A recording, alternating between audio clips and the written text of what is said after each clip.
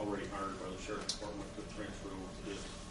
The positions themselves are 3 new positions. However, persons that were already working for the Sheriff's Department moved to fill those positions, and then we filled their road patrol positions. So it's kind of a 2-point answer to your question. There's 3 new salary positions, which will be additional positions into the currently existing sheriff's budget. However, they were not necessarily filled by all people that were hired from the outside. We used 2 of our existing staff to fill those positions and hired patrol officers to fill them. So what comes to, I think at the end of your question there is, for the 2012 budget, there will be 3 additional salary positions to be taken into account for the budget planning.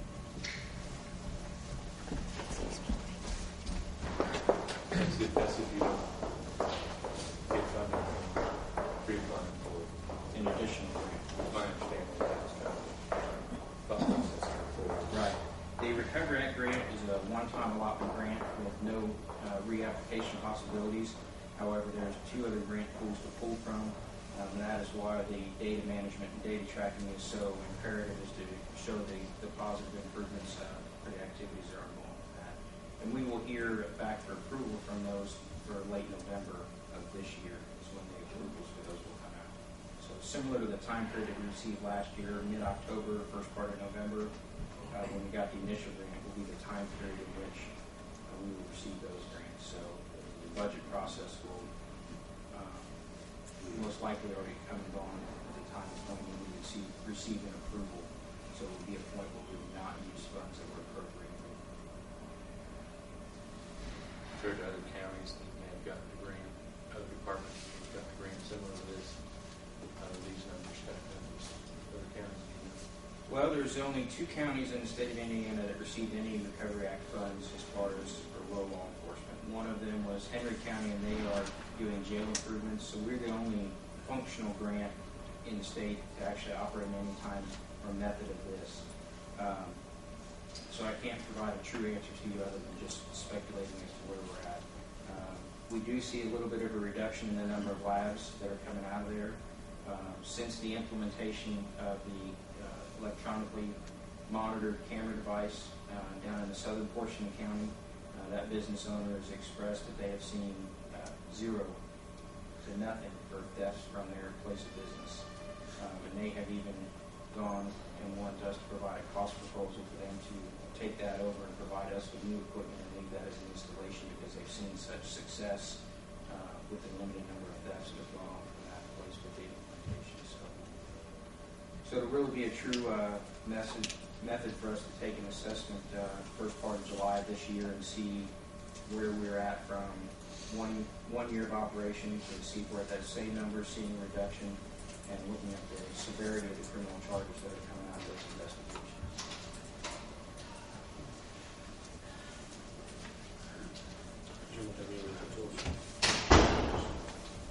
I have one other item, but that's instead of the sheriff county, where he's out there on your agenda, so I don't know where that falls out. Yeah, you can go ahead. Okay. What we have is the our contract for the cleaning services for the law enforcement complex is up for renewal this year. It's with J.L. Davies Minute Maids, and it's a cost to the county of $119 per week. It's the same cost that we've had renewing for the last couple of years. We've not seen any increase with the petroleum cost. That provides cleaning twice monthly, not only for the Sheriff's Department, but in the Solid Waste Office, Veterans Affairs, the meeting room, State Police area, and as well as the Coroner's Office is planned on. So if we'd like to go ahead and renew that and keep it really clean by the same individuals.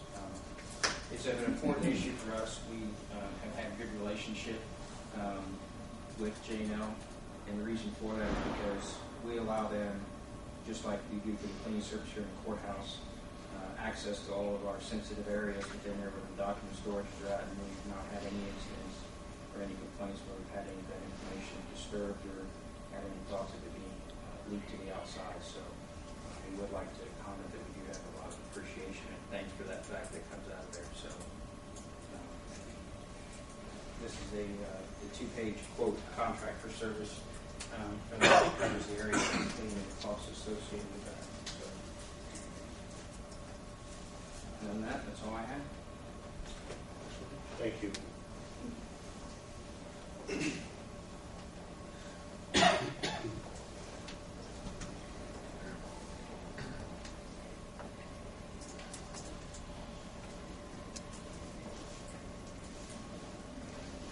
The old contract. It expires February 1st.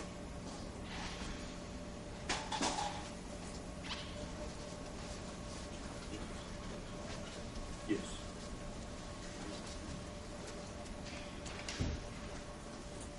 I'll move that we enter into this agreement for cleaning services for Joe and Davies Maintenance. I'll second that.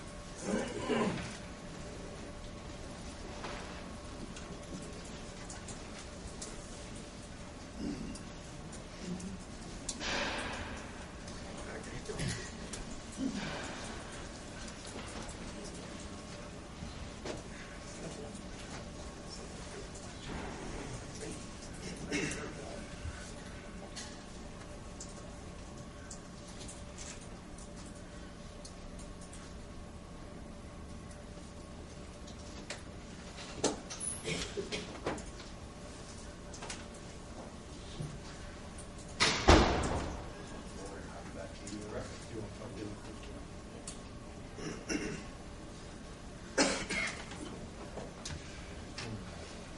Terry Gearing. Good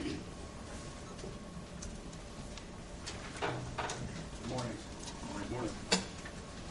Appreciate the opportunity to address you this morning. My name is Terry Guerin. Turn the mic on.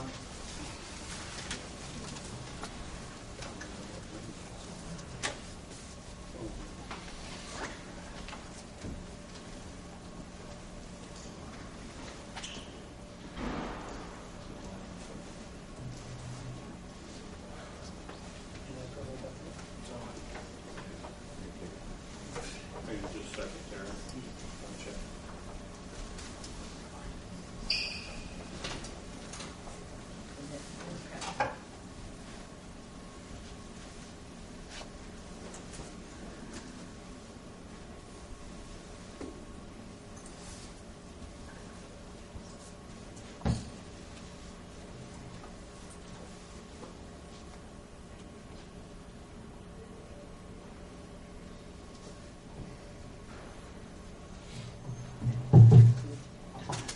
Thank you. My name is Terry Guerin. Excuse me, Terry. Terry, would you mind wait till Bridget comes back up? Okay.